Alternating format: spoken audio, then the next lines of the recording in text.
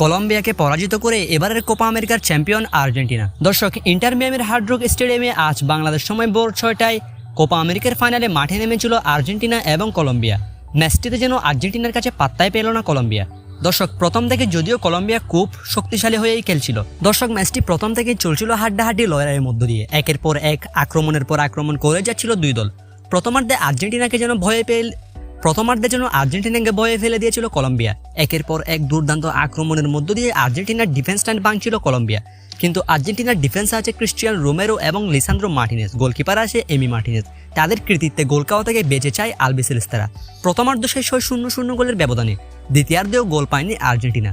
উল্টো দ্বিতীয়ার্ধে ইনজুরিতে পড়ে কাঁদতে কাঁদতে মাঠ ছেড়েছেন দলটির অধিনায়ক লিওনেল মেসি। দর্শক, লিওনেল মেসির পরিবর্তে মাঠে নামেন আর্জেন্টিনার উইঙ্গার নিকোলাস গঞ্জালেস একটি গোল করলেও অফসাইডের কারণে গোলটি বাতিল হয়ে যায়। শেষ পর্যন্ত 90 মিনিটের খেলায় 0-0 গোলে মাঠ ছাড়ে দুই দল। ম্যাচ গড়ায় এক্সট্রা টাইমের প্রথম 15 মিনিটেও গোল পায়নি কোনো দলই। আক্রমণের পর আক্রমণ চালাতে থাকলেও গোল বঞ্চিত থেকেছে দুই দল এবং দ্বিতীয়ার্ধে আর্জেন্টিনা পেয়েছে তাদের কাঙ্ক্ষিত গোলের দেখা।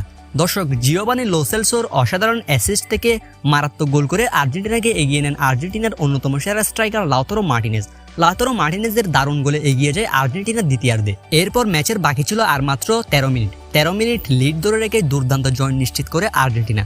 এবার দুর্দান্ত জয়ের মধ্য দিয়ে টানা 2বার কোপা আমেরিকা জেতার রেকর্ড করলো আলবিসেলেস্তারা এবং সর্বোচ্চ কোপা আমেরিকার রেকর্ডও নিজেদের নামে করলো আর্জেন্টিনা। দর্শক, লিওনেল মেসিকে ম্যাচ শেষে দেখা গেছে হাস্যোজ্জ্বল। এটাই হচ্ছে আর্জেন্টিনার সবচেয়ে বড় পাওয়া।